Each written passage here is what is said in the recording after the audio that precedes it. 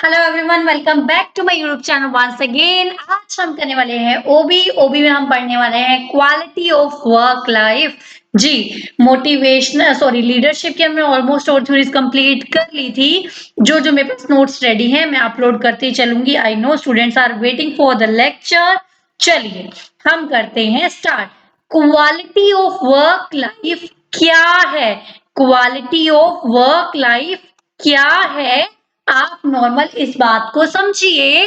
अगर मैं आपको नहीं भी बताऊं ओबी में क्या है, आप एक बात बताओ, नाम से ही क्लियर हो रहा होगा। जो हमारी वर्क लाइफ है, मतलब जब आप वर्क पे होते हो वहां जो आपकी लाइफ है उसकी क्वालिटी की बात कर रहा है। मतलब जब एक पर्सन एक अपने वर्क प्लेस पे है तो उस लाइफ को क्वालिटेटिव कैसे बनाया जाए, that is called the quality of work life.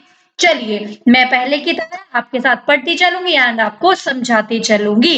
देखो, quality of work life is a process. जो क्वालिटी ऑफ वर्क लाइफ है ये कोई चीज नहीं है आप खरीद के लाओगे एंड कंज्यूम कर लोगे। दिस इज द प्रोसेस जो ऑन गोइंग कंटिन्यू बेसिस पे होना चाहिए ऑफ वर्क ऑर्गेनाइजेशन। एक ऑर्गेनाइजेशन में एक ऐसा प्रोसेस विच अनेबल्स, जिसकी वजह से जो इसके मेंबर्स हैं at all level to participate actively and efficiently. मतलब क्या कह रहा है वो कह रहा है जो क्वालिटी ऑफ वर्क लाइफ है ये एक प्रोसेस है ऑफ वर्क ऑर्गेनाइजेशन। मतलब एक ऑर्गेनाइजेशन में एक ऐसा प्रोसेस जिसकी वजह से जो ऑल लेवल के मेंबर्स हैं they can participate actively and efficiently. किस चीज में? डांस करने में नहीं, they can participate actively and efficiently in shaping the organisation environment. मतलब ऑर्गेनाइजेशन के एनवायरमेंट को शेप करने के लिए जो लोग पार्टिसिपेट कर पाए एक्टिवली एंड एफिशिएंटली, ये एक ऐसा प्रोसेस है। मतलब क्वालिटी ऑफ वर्क लाइफ क्या हुआ? एक ऐसा process. Quality of work life क्या हुआ?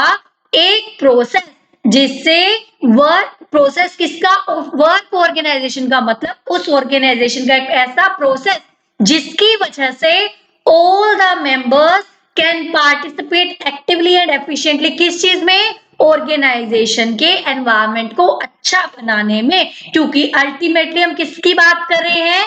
जो वर्क लाइफ है उसकी क्वालिटी को अच्छा करने की बात हम कर रहे हैं। जो वर्क लाइफ है उसकी क्वालिटी को अच्छा करने की बात हम कर रहे हैं। देखो, quality of work life refers to favourableness और unfavourableness of a job environment. Quality of work life कब होगी? एक एनवायरमेंट जॉब में अच्छा क्रिएट होगा तभी। तो जॉब एनवायरमेंट का जो क्वालिटी है इट कैन बी फेवरेबल और unfavourable also. The basic purpose क्या होना चाहिए? वो क्या कह रहा है? बेसिक पर्पस क्या होना चाहिए जॉब का? कि ऐसी वर्किंग कंडीशन क्रिएट की जाए, ऐसा एनवायरमेंट क्रिएट किया जाए एम्प्लॉइज के लिए कि वो खुद के भी भले के लिए काम कर पाए एंड एज वेल एज जो ऑर्गेनाइजेशन की इकोनॉमिक हेल्थ है वो भी फुलफिल हो पाए, एक्सीलेंट हो पाए। देखो, द बेसिक पर्पस क्या है इसका? Basic purpose is to develop the job and working conditions. ऐसी जॉब और वर्किंग कंडीशंस को डेवलप करना दैट आर एक्सीलेंट। मतलब ऐसे एनवायरमेंट को क्रिएट करना जो एम्प्लॉय के लिए तो फायदेमंद हो ही हो, but as well as organisation की, as well as for the organisation के इकोनॉमिक हेल्थ के लिए भी अच्छा होना चाहिए। मतलब एक ह्यूमनाइज्ड एनवायरनमेंट बनाओ, एक ह्यूमनाइज्ड एनवायरनमेंट बनाओ जिसमें लोगों को काम करके अच्छा लगे। हरासमेंट वाला ऐसी सिचुएशन ना क्रिएट करो कि हरासमेंट वाली सिचुएशन हो जाए, लोग सोचे अरे भाई सुबह जॉब पे जाना है, छोड़ दो जॉब। ठीक है, चलो नेक्स्ट आता है जिस क्वालिटी की हम बात कर रहे हैं उस क्वालिटी का मतलब क्या है? क्यू से मतलब है quest for the excellence. Quest का मतलब होता है खोज, मतलब एक्सीलेंस की खोज करना। ऑब्वियस सी बात है, अगर आप एक्सीलेंस की खोज करोगे तो क्वालिटी ऑटोमेटिक आ जाएगी ना एनवायरनमेंट में। सब लोग अच्छे होंगे, लोग आपस में एक दूसरे को सपोर्ट करके चलेंगे। That is called the quest for the excellence. Next is the understanding. Obvious सी बात है, एक बात बताओ, अगर एनवायरनमेंट में अंडरस्टैंडिंग है, एनवायरनमेंट में एम्प्लॉइज में अंडरस्टैंडिंग है, तो जो हमारा एनवायरनमेंट है वो ऑटोमेटिकली पॉजिटिव होना स्टार्ट हो जाएगा, क्वालिटेटिव होना स्टार्ट हो जाएगा। एक्शंस होने जरूरी हैं। All the employees must be actively taking part in everything. Next आता है लीडरशिप। लीडरशिप भी होना जरूरी है, हम पढ़ चुके हैं। इन्वॉल्वमेंट ऑफ पीपल, हर किसी का इन्वॉल्वमेंट होना जरूरी है। एक भी पर्सन, कहते हैं ना कि एक मछली सारे पानी को गंदा कर देती है, सेम एज, तो जो लोग हैं, एक भी अगर मुंह सुजा के बैठा रहा, एक भी पर्सन ऐसे चिढ़ कर बैठ गया, तो इन्वॉल्वमेंट उसकी नहीं हुई, तो अल्टीमेटली सारा का सारा एनवायरमेंट अफेक्ट होता है। नेक्स्ट आता है टीम स्पिरिट, मतलब everyone should encourage each other for the fulfillment of the objective of the organization. Next आता है yardstick to measure the progress, मतलब एक प्रोग्रेस को मेजर करने का यार्ड स्टिक है, मतलब होना चाहिए एक स्टैंडर्ड सेट करो, उससे आप प्रोग्रेस को मेजर किया करो। एक्चुअल में क्या है, मैं ऑलरेडी लेक्चर रिकॉर्ड कर चुकी थी, बट कुछ टेक्निकल रीजंस की वजह से ये लेक्चर सही से रिकॉर्ड नहीं हो पाया, and ultimately I don't know lecture save ही नहीं हो पाया। सो मैं क्या कर रही हूँ, मैं दोबारा इसको रिकॉर्ड कर रही हूँ। चलिए,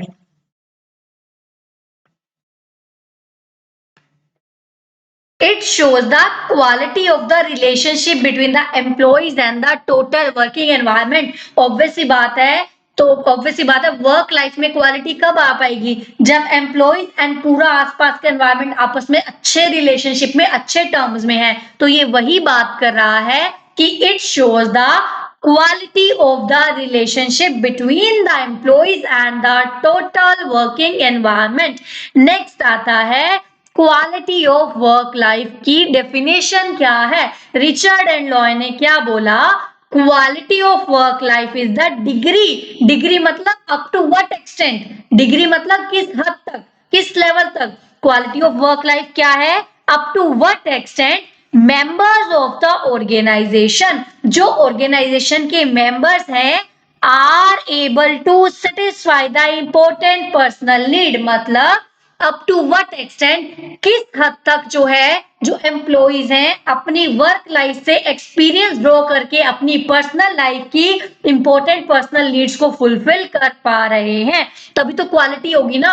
अगर कोई एम्प्लॉय अपनी पर्सनल लाइफ में सेटिस्फाई नहीं है, तो वर्क लाइफ में भी वो सेटिस्फाई नहीं हो पाएगा। तो नॉर्मल सी बात है, जो वर्क लाइफ का एक्सपीरियंस गेन करके कोई पर्सन अपनी पर्सनल नीड्स को सेटिस्फाई कर पा रहा है, that is called the quality of work life. अच्छे से कर पा रहा है तो क्वालिटी ज्यादा है, नहीं कर पा रहा तो क्वालिटी कम है। नॉर्मल सी बात, वो क्या कर रहा है, अप टू व्हाट एक्सटेंट, एक एम्प्लॉय किस हद तक, किस हद तक जो है अपनी इंपॉर्टेंट पर्सनल नीड को सेटिस्फाई कर पा रहा है थ्रू द एक्सपीरियंस, जो एक्सपीरियंस उसने वर्क प्लेस पे गैदर किया उसके बेसिस पे। चलिए, नेक्स्ट आता है क्या क्या प्रिंसिपल्स होने चाहिए क्वालिटी ऑफ वर्क लाइफ के, मतलब क्या क्या प्रिंसिपल्स होने चाहिए क्वालिटी ऑफ वर्क लाइफ के, क्या क्या प्रिंसिपल होने चाहिए। सबसे पहली बात आती है हमारी प्रिंसिपल ऑफ, सॉरी पहले तो इसको पीएलई करो, प्रिंसिपल ऑफ सिक्योरिटी। अगर किसी पर्सन को जॉब सिक्योरिटी नहीं है तो क्या वो सेटिस्फाई हो पाएगा, क्या वो अच्छे से काम करेगा, क्या वो वर्क एनवायरनमेंट में कंट्रीब्यूट कर पाएगा, नहीं कर पाएगा। तो जॉब सिक्योरिटी अगर एम्प्लॉइज को होगी तो वो अच्छे से काम करेंगे, अच्छे से काम करेंगे तो पॉजिटिव एनवायरनमेंट क्रिएट होगा, पॉजिटिव एनवायरनमेंट क्रिएट होगा तो जो वर्क लाइफ की क्वालिटी है वो ऑटोमेटिकली बढ़ जाएगी। नेक्स्ट आता है principle of equity. Principle of equity का मतलब क्या है, मान लो दो मेंबर हैं, वो सेम लेवल पे काम कर रहे हैं, बट दोनों में आप भेदभाव करते हो, तो जो बंदा कहेगा मुझे तो वैसे भी डांट पड़नी है, अरे लीव इट, इक्वालिटी तो है नहीं, मैं जितना मर्जी कर लूं, मेरा लेवल इसका सेम है फिर भी मुझे डांट पड़नी है, सेम लेवल का काम करें फिर भी डांट पड़नी है, तो मुझे करना ही नहीं है, तो ऑटोमेटिकली एनवायरमेंट डिस्टर्ब हो जाएगा। तो आपको इक्वालिटी रखनी जरूरी है, प्रिंसिपल ऑफ इक्विटी होना जरूरी है for the better work life environment. Next आता है very very very important part, it is the principle of individualism. एक बात बताओ, दो मेंबर हैं, एक ऑर्गेनाइजेशन में दो पर्सन है, एक अनमेरिड एक मैरिड है। जो अनमेरिड है वो तो 7 o'clock सुबह सुबह क्या करती है, वो ऑफिस आ जाती है क्योंकि शी इज फ्री, घर पे सब मिल जाता है खाना वाना। बट जो मैरिड है she has to fulfil her personal commitment, उसको सब काम करना है, सबको ब्रेकफास्ट करना है, then she can come to the office, है ना। तो क्या हो रहा है, हम क्या उसको रोज सुना रहे हैं, अरे भाई वो 7 बजे आते तुम 10 बजे आते हो, ये क्या है। वो कह रहे हैं नहीं, ऐसे एनवायरमेंट आपका अच्छा नहीं हो पाएगा, आपको हर एक इंडिविजुअल की नीड्स को समझना होगा, उसके अकॉर्डिंग उसको ट्रीटमेंट देना होगा, इंडिविजुअलिज्म होना बहुत जरूरी है। नेक्स्ट आता है प्रिंसिपल ऑफ डेमोक्रेसी, ये मुझे आपको बताने की जरूरत नहीं है, हर पर्सन को पार्टिसिपेशन का राइट होना चाहिए in every decision that the organisation is taking. चलिए नेक्स्ट हम पढ़ते हैं, नेक्स्ट है हमारा objectives of quality of work life, मतलब वर्क लाइफ का, क्वालिटी ऑफ वर्क लाइफ का ऑब्जेक्टिव क्या है। इसका ऑब्जेक्टिव है एम्प्लॉइज की सेटिस्फेक्शन को इंप्रूव किया जा सके। नॉर्मल सी बात है, एम्प्लॉय सेटिस्फाई है तो वो पॉजिटिविटी से चलेंगे, पॉजिटिविटी से चलेंगे तो एनवायरमेंट ऑटोमेटिकली अच्छा बनना शुरू हो जाएगा, तो वर्क लाइफ की जो क्वालिटी है वो बढ़ जाएगी। नेक्स्ट आता है physical and psychological health of the employees. अगर एम्प्लॉइज सही नहीं है तो आपका काम भी अच्छे से नहीं हो पाने वाला। तो अगर आपको अपनी ऑर्गेनाइजेशन को स्मूथली रन करना है तो अपने एम्प्लॉइज की हेल्थ वेल्थ का ध्यान रखना जरूरी है। नेक्स्ट आता है promote the individual learning and development। अगर एक इंडिविजुअल लर्निंग एंड डेवलपमेंट आप करवाओगे, हर एम्प्लॉय को सिखाओगे, टीचिंग दोगे, ट्रेनिंग दोगे, तभी तो वो अच्छे से काम कर पाएगा, वो अच्छे से काम कर पाएगा तो सब खुश होंगे, सब खुश होंगे तो एनवायरमेंट हेल्थी रहेगा। तो हर इंडिविजुअल की लर्निंग एंड डेवलपमेंट पे ध्यान देना जरूरी है। नेक्स्ट आता है enhance the productivity of the employees. Obviously बात है, आप ट्रेनिंग एंड डेवलपमेंट उसको दोगे, धीरे धीरे उसकी प्रोडक्टिविटी ऑटोमेटिकली इंक्रीज होनी स्टार्ट हो जाएगी। Reinforce the work place learning, आपको वर्क प्लेस पे लर्निंग करने की जो वो है उसको इन्फोर्स करना है, मतलब वर्क प्लेस पे उनको लर्निंग करवानी है कि वर्क प्लेस पे वो काम सीख सके। Improve the management ongoing change and transition, धीरे धीरे जो daily day to day environment में चेंज आ रहा है, डे टू डे सोसाइटी में चेंज आ रहा है, काम करने के तरीके में चेंज आ रहा है, उसको भी अडाप्ट करवाना जरूरी है, so that they do not feel demotivated and जो एनवायरमेंट है वो अच्छा रह सके। चलो, in order to promote the objective, QWL assess the impact of the work on people as well as the organization की effectiveness। देखो वो क्या कह रहा है, अगर आपने जो ऊपर दिए ऑब्जेक्टिव्स को प्रमोट करना है, ऊपर दिए ऑब्जेक्टिव को प्रमोट करना है, असेस करना पड़ेगा आपको impact of the work on the people, मतलब काम का लोगों पे कितना इम्पैक्ट आता है, उस हिसाब से आप ये सब ऑब्जेक्टिव फुलफिल करोगे। अगर ज्यादा इम्पैक्ट होता है तो आपको ज्यादा डेलिकेटली चीजों को हैंडल करना पड़ेगा, अगर उनको फर्क नहीं पड़ता है तो आप थोड़ा ओके ओके भी कर सकते हो, चलो कोई बात नहीं। तो आपको क्या करना पड़ेगा, अगर आपको प्रमोट करना है QWL के ऑब्जेक्टिव्स को, तो आपको असेस करना पड़ेगा impact of the work on the people as well as on the organisation. Next आता है एरियाज या फिर prerequisite of the QWL। Richard E Walton ने क्या बोला, quality of work life in terms of 8 broad conditions of the employment that constitute the desirable quality of the work life. एक second, वो कह रहे हैं क्या क्या प्री रिक्विजिट, मतलब क्वालिटी ऑफ वर्क लाइफ से पहले क्या क्या होना जरूरी है वो बता रहा है। रिचर्ड ई वॉल्टन, रिचर्ड ने क्या बोला, the quality of work life in terms of 8 broad conditions of employment, ये 8 ब्रॉड कंडीशंस है एम्प्लॉयमेंट की, that constitute the desirable quality of work life, जिसकी वजह से desirable quality of work life आता है। तो कौन कौन से क्राइटेरिया है जो आपको फुलफिल करने पड़ेंगे? 8 criteria so that desirable work life हो सके। सबसे पहली बात है एडिक्वेट एंड फेयर कंपनसेशन। हर किसी एम्प्लॉय को जितना जितना बनता है एडिक्वेट कंपनसेशन दोगे एंड फेयर कंपनसेशन दोगे तो ऑटोमेटिकली एनवायरमेंट जो है क्वालिटी ऑफ वर्क लाइफ सुधरनी शुरू हो जाएगी। Safe and healthy work condition. एक बात बताओ, आपका कोई बिजली का काम है, किसी को करंट लग सकता है, किसी को कुछ हो सकता है, आपने उसकी सेफ्टी के लिए कुछ रखा ही नहीं हुआ, तो वो क्या है ऑटोमेटिकली एनवायरमेंट में भी नेगेटिविटी आने लग जाएगी। तो सेफ एनवायरमेंट होना चाहिए जहां पे एम्प्लॉइज की जान को खतरा न हो। Opportunity to use and develop the human capacity. ऐसी अपॉर्चुनिटीज देनी चाहिए जाकि हर पर्सन अपने अंदर की कैपेबिलिटीज को हर पर्सन अपने अंदर की कैपेबिलिटीज को यूज कर पाए। अगर हर पर्सन अपनी कैपेबिलिटीज को यूज कर पा रहा है तो अल्टीमेटली वो ग्रो करेगा तो वो सेटिस्फाई होगा तो अल्टीमेटली जो वर्क लाइफ है वो बेटर हो जाएगी।